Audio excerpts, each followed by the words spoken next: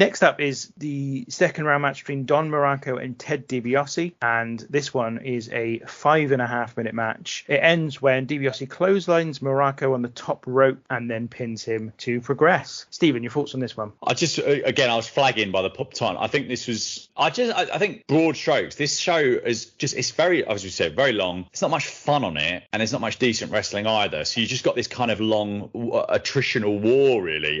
The only good thing about this was they allowed Dibiase to win clean, which I thought was, again, the right move. That's the way it should be in this, I think. You don't need to protect Muraco here, and I thought that was a positive. There's just too much protection going on in general. Yeah. And I think that runs through WWF until at least mid-90s. There's just way too much protection. When you're not giving away lots of these matches on TV, you've got endless combinations of wrestlers you can put together, on the house show circuit. So having some of these go over others it's not really a big deal. I love the finish. I thought it was a great finish. The clothesline off that top row, I thought looked really good. It looked like a finisher, and it looked devastating, for want of a better word. So yeah, I like the finish. It got a bit boring, really. This was Austin's finisher in WCW, wasn't it? This was the stun gun. I can't remember how Dibiase did it, but Austin's was holding them and dropping them on the ropes. That was what Dibiase did, wasn't it? Yeah. Muraco is interesting because they obviously turned him babyface, which had not been the case in all of his previous run in WWF. Whilst he was Intercontinental Champion, he had a major feud with Pedro Morales in the early 80s, which had gone on for